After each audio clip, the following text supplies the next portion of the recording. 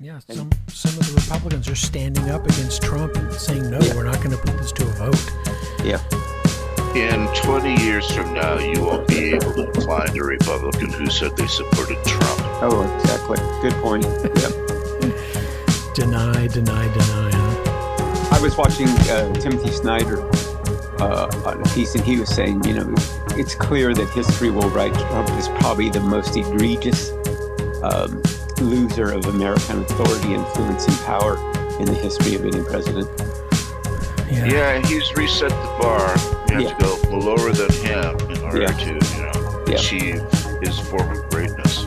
Yeah. I think he's withering. I think his power is withering. Maybe physically he's withering. It's crazy. Hey, welcome to A Bold and Distant Future. We are an organic and sustainable podcast. We're going to continue with that one. Mm-hmm. Trying to be organic. I think we are. Well, I know I'm organic. Yeah, we're not inorganic. Yeah. Hopefully we're sustainable. This is a healthy activity. Mm-hmm. And I'm mildly carbon-based, so I think it is healthy activity. Well, welcome aboard, and today we're going to talk about a few different topics. I don't even have my agenda in front of me, but there's a miscellaneous section at the beginning. We're going to hit a lot of different little topics quickly. Then we'll talk about the primaries as best we can. This happened. They finally revealed a picture, and this is, I think, from the Kennedy Center itself, that shows there are no letters up there. Trump's name is gone, but the tarp remains. Where the Kennedy, the full title is gone, so all letters? The Trump name is gone, right. Just only the Trump name. Wow. Yeah, the Kennedy name is still there. Yeah. But the tarp remains, and there should be betting. What's that betting site? There should be wagering on when the tarp will come down. Yeah, I won't read too much into it, but it is kind of interesting. I know. That which the tarp was covering is gone, yet the tarp remains. There's a whole philosophical system based on that. Mm-hmm. And is this all just distraction? I guess it is, huh? Yeah, it's interesting. It basically says that appearance is everything, doesn't it? Mm-hmm. Yeah. Tucker Carlson says he'll no longer support the Republican Party. Wow. But he said, okay, I won't support Trump. I will support J.D. Vance.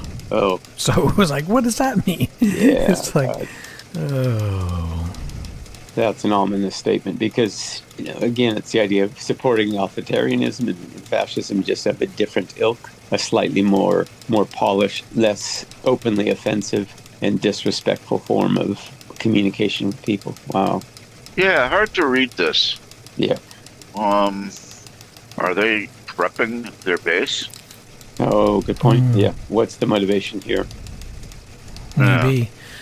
And, Trump's, I should say J.D. Vance's connection to the Dark Enlightenment makes that Dark Enlightenment series we're doing even more important. Mm-hmm. Well, this is happening in Minnesota. The judge says Trump DOJ subpoenas of Tim Walz and other Democrats are unconstitutional. Wow. So the court's, again, helping us with a little win. The first thought that came to my mind as soon as I saw DOJ, I thought, my God, it's nothing more than another brown shirt militia. It's no longer a Department of Justice. It's just a political weapon. Well, they renamed the Department of Defense. Maybe we can rename the Department of Justice. Maybe we should come up with something. So, Department of, I like prosecution, but we need to have the right adjective before it. False prosecution doesn't work. But if we came up with a clever adjective, I think we could win the day. Well, the order here, the judge says that they're not allowed to prosecute Donald Trump's personal and political enemies because he was using it as an extension of his own gripes and, dislikes. Mm-hmm. I saw a parallel comment where an analyst said all of this behavior is directly linked to and arises from the immunity of the Supreme Court decision. Of course, he's going to take the DOJ and push it as far as he possibly can for personal grievance because he's been told by the Supreme Court, you can do whatever the fuck you want. Right. I don't mind if you bleep that when you edit. Department of Personal Grievance. That's what it should be. God. Well, Yeah. this is happening in Kuwait. They reopened the embassy, the U.S. embassy. What does that say? That the bombing has stopped, Iran has been tamed, and they can resume business as usual in Kuwait. But I never visited Kuwait. I never went. This is my ongoing movie recommendations, and I've been working my way through a DVD box set of Humphrey Bogart, and this film came up called The Black Legion. Legion? Not Legion. Legion. And, Black Legion sounds disgusting. Yeah, that's worse. Interesting movie, 1937. It's about this mild-mannered factory worker who gets disgruntled because this ethnic guy, let's say, there's kind of shades of anti-Semitism there, gets the job that he wanted as the, floor manager. And so he joins this group, which is like a fascist organization that wants to get rid of all immigrants. And they meet in the dead of night in the back of this pharmacy. Wow, what an amazing film about fascism in America. It's like ICE and Proud Boys and all that rolled into one. I didn't know they had that. I mean, it's set in like a Midwestern town. It doesn't really say what city it's in, but it's not the Deep South. Anyway, highly recommended. Take a look at it. Yeah, I'd like if you get a chance, if you can find it. You know if it's streaming somewhere? I didn't check that. It might be. The thought comes to mind how interesting in 1937 filmmakers were aware of the concerns and went ahead and created powerful films about that. Whereas today, other than the Civil War and a few others, there aren't many films made about the imminent threat.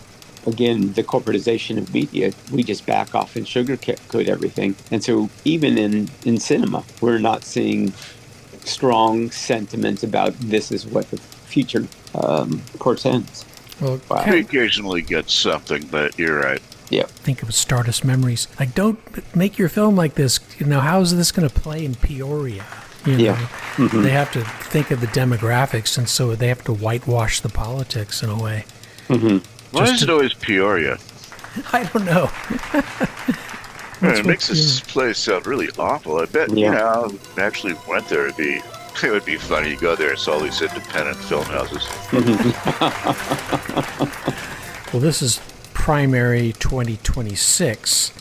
Maryland had their primary, and boy, again, I'm always apologizing because this is a really complicated investigation for me. I'm having a very challenged to find the correct information here fluently. So what was the problem with the redistricting? This is Maryland, right? Pardon me. Right. I think they attempted to do the Democratic redistricting thing in response to Texas, and it was voted down. Okay. So I think it created, again, a backlash, as they're saying here, backlash against that particular. Here it is. So it looks like this might not. No, this is before the results were out, but I think it's going to be Dan Cox for the Republicans and Wes Moore for the Democrats in the gubernatorial race, and Wes Moore is the incumbent. I assume you're going to talk about New York. Yeah, that's coming up. Okay. Because that's the most interesting one of the primaries this week. Next week, I forgot who was. There's only one primary next week, but actually there's a strange runoff ballot on Saturday. And in what state, I can't remember. Here it is, yeah. Mandami-backed candidates, 3 of them, I believe, and all 3 of the candidates that he endorsed won. But the problem I think people are saying is that at least 2 of them are very, very socialist. That could create a division within kind of everyday Democrats who don't want to go total socialist, you know what I mean? I mean, that's a sign for hope that people are wanting to push back against the other way, against Trump, I guess. What are your thoughts on this? Well, can I say this? We might be getting universal health care after all. It's... They're going to make hay of this. There's going to be so much red baiting. Yeah, good point. Exactly. That's what I heard. It's already started. What's the name of the guy that, the Speaker of the House? What's his name? Mike Johnson. Mike Johnson. Yeah, Mike Johnson. I watched about a minute and a half of a speech he gave, I believe, yesterday, in which he was talking about the communist takeover of America, and quoting Reagan to great effect about how we have to defend our freedom. Yeah, there's that superficial definition of freedom again is the It's not ultimate. superficial, it's just different. They mean freedom of commerce. Yeah, you're right. Yeah, and narrowly defined. The other freedoms are less important or not important, right? Well, they're important insofar as they're interesting. Yeah. AOC, Alexandria Ocasio-Cortez, got the nomination in her district, District 14. Yeah. Glad to see I'm a fan. I like her. Oh, I do too. The big numbers and support. That's beautiful. Yeah. I mean, Maybe I should move to the Bronx. Isn't that where she's out of? I think it's the Bronx. I'm not sure where District 14 exactly falls, but I think it does. I mean, I heard someone say that people claim that as New York goes, so goes the nation. But then other people are saying, no, that's not true at all. Now, here's the one in South Carolina where Trump supported two candidates running for governor. He supported Pamela Evette and this other fellow, Alan Wilson, and said they're both good choices. And then when Alan Wilson came out on top and won, he was like, yeah, my guy won, yay. So he supported two of them. He endorsed two candidates. Crazy. Well, South Carolina is... I haven't spent my... I've driven through South Carolina, that's it. You guys ever spend any real time there? No, I haven't. I've been there on multiple occasions, but would never call it real time because never had opportunity really to know and understand the aberration in their thinking that I was hoping to find. Yeah, there's a hidden, serious quality about it. Yeah. It runs very, very, very deep. Yeah. I mean, for someone like Lindsey Graham, who's played out but continues to be seen and protected, as the voice of the Deep South, really troubling. Well, in Utah, this fellow, Ben McAdams, will return to Congress. And I think there was a challenger that may have been supported or endorsed, I should say, by Bernie Sanders. But he did not win. This fellow did. Huh. So who's currently serving in Utah, for Utah in Congress? Well, let me rephrase the question. Yeah. Is it GOP or is it Democratic? I'm sure it's GOP. Yeah. I'm such a pathetic analyst of the primaries. I'm trying my best. I'm telling you, it's like... Well, make stuff up. I mean, everybody else does. Might as well. I guess the hobby of the day. So. I'm trying to have some journalistic integrity here. Jeez. That's a rarity these days. Well, the last portion of our show has to do with the algae. And I don't know why this has captured the imagination of America and maybe the world, but the memes are just incredible. They go on and on and on. But like a good political cartoon, they convey these kind of messages that are unwritten, that are just visual. It came from the swamp. What was that movie? The Creature of the Black... Creature from Black Lagoon. Yeah, that's it. But people have had so much fun with this, Even Heather Cox Richardson was saying this has just produced the most outrageous and bountiful expression of memes in recent memory. What was that drink in Idiocracy? Idiotocracy? Oh, right.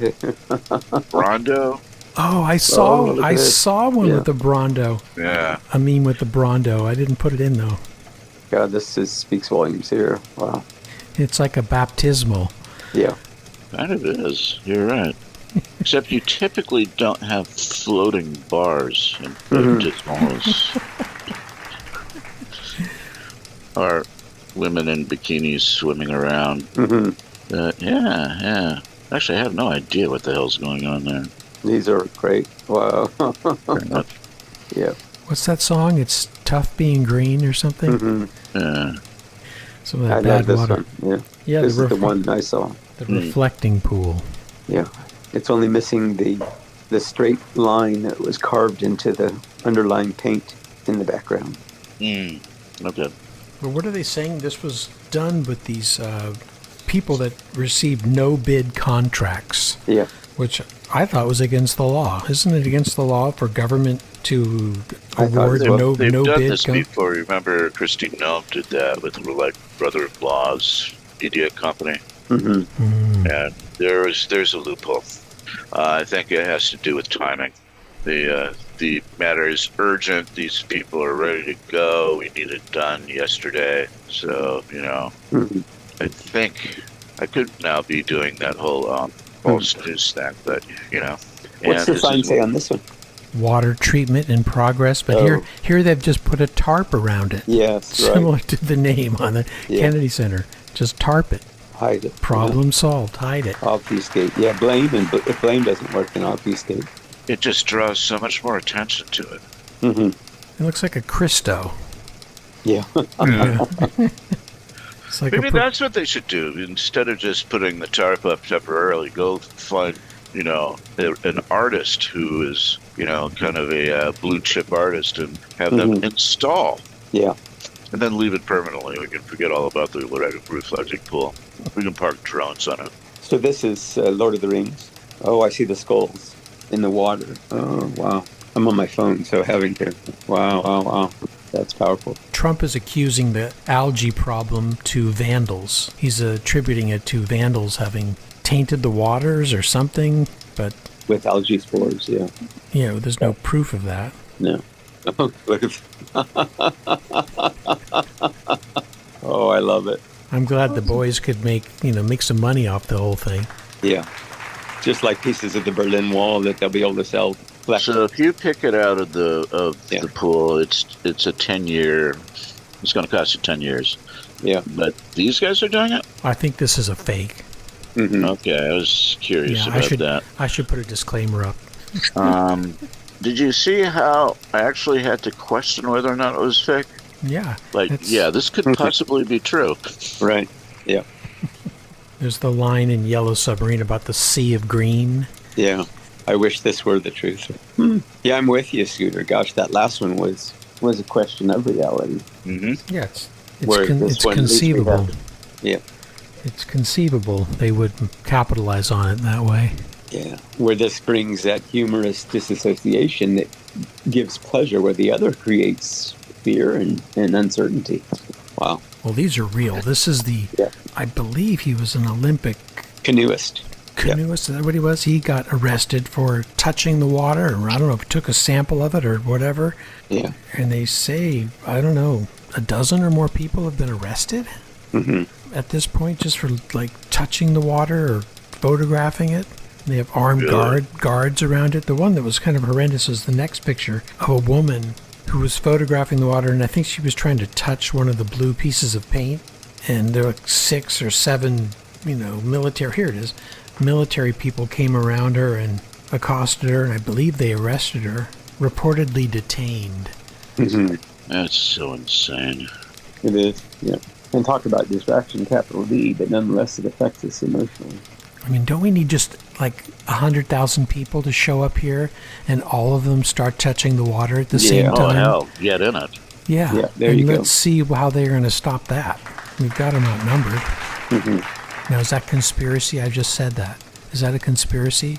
This fellow, I did know him, David Frum, is a conservative commentator who said in the old Soviet Union, people could be arrested for photographing bridges, tunnels, etc. A repressive and paranoid regime assumed the photographers must be spies and saboteurs. Americans laughed at such petty tyranny. Nothing like that could happen in our free country until now. Wow. And he's a Canadian-American commentator, David Frum. I don't know him, but... He's got a good podcast. I recommend does he? it to you. Okay. Yeah. So you've heard of him. It's he writes with The Atlantic. Oh, that's where I've seen him, yep. Well, really interesting. I can't remember the name of the film, but it's the one Mr. Putin's enemies, or the filmmaker sitting on the long Pinocchio-like nose at Putin on the movie poster, where he documents what's happening in the educational system in the elementary schools where he was working. I've heard about this. It's been released? Yeah, it was streaming, so we saw it there. Really powerful because, again, the connection for me this morning was that's exactly the indoctrination using the word spy and saboteur. Do you remember the name? No, but I'll I'll find it and have it here when I yeah, that'd be great. Put the I'll look show at it together. after. Yeah, from what I heard, it's intense. Do you know about this, Ray? No, Yeah. I don't. No, I don't know this one. It's very intense, and the indoctrination. What's fascinating about it, and I was really struggling with it. Why were they allowing the camera to be present? But again, the filmmaker never revealed his true intent, or else he discovered his intent after the filming was completed, and then he narrated it such to provide the critique. So it wasn't filmed as an ongoing critique, and so he was accessing things that you can't believe exist. So it's about the educational system Yeah, because- in Putin's Russia. Right. He's an educator in Industrial City, far in the north. Right. He connected with a teacher. Yes. Yeah. And that town in the far north is it's like an environmental disaster, as I recall. Exactly. Yeah. I have vague memories of this movie. It wasn't made too long ago. It's. I mean, I heard about it in December, so it's been a Yeah. little while. I didn't Oh, realize it had been released. Interesting. I've got to look for that. And a lot of parallels in terms of what Putin is doing, parallels to Trump. Right. Yeah, I don't think, as But bad you- as Trump is, he's no Putin. No. And what it is, it's microscopic look at the intensity just in the indoctrination process of the children, and how quickly that becomes normalized in the minds of other educators, in the minds of children and their parents. Well, they need the cannon fodder. Yeah. Well, we'll look at that one and maybe talk about it next week. I'll put up another slide of it. Maybe if you get a chance to look at it, Scooter, Yes. because I haven't seen it. As you said that, Scooter, it brought back that emotional parallel with that haunting quality of the film Civil War. That the intensity as a viewer arises from the nearness, the proximity of where we are now to what's actually being described visually. Yeah. And sometimes I question, is it just our sensitivity, a smaller group of us who were watching these things and recognizing the parallels from earlier fashion, 20th century fascism or authoritarian movements? Or I'm hoping that the audience that's understanding, recognizing, and alerted to all of these things is infinitely larger than a small group. Yeah, I'm afraid it's a small group. Yeah, that's what I'm worried about. Only if you were looking at these issues and thinking broadly and more deeply about what's actually transpiring would you see that and recognize. That's not it's a knock understandable. on everybody else but us. It's just that we, for whatever reason, take time out of our otherwise busy day to actually learn about this stuff, Right. which might be why I'm currently unemployed. Yeah. That's a joke. Mhm. I'm retired, not unemployed, so Yeah. it's a different thing. No, it's a lack of sense of history. Yeah. I mean, last night I started watching Bill and Ted's Excellent Adventure, which I've never seen before, and it's all about their need to research a history paper, and they go out back into the past and they start pulling people out of the past, like Socrates, Billy the Kid, Napoleon, so they can get their help writing their paper. It's a stupid movie. I didn't last very long with it. But I was watching this, and their absolute, complete obliviousness when it came to history struck home. Yeah, I could really see how somebody would see history as an inconvenience. Yes. Well stated. Class you have to take during the day, and it sucks because the teacher sucks. Material sucks. It's boring. So you plow through it, you get your C, and then you never think about it again. And I think the vast majority of people in the United States are like that. It's something you just didn't forget about. Yeah. Anti-historical. Interesting. Well, you could blame the way it's taught. Yeah. Well, let's hope for better in the future, and I want to thank you guys for being here and having Optimism this. is cowardice. Thank you so much for being here. Bold and Distant Future thanks you, and I thank you guys, Craig and Scooter, for being here today. And have a great week. Yeah. Thank you. All right. You guys as well. Next week I should have a presentation. Great. I look forward to it. All right. Okay. All Take right. care. Thanks. a lot. Cheers. Bye. Cheers. Bye-bye.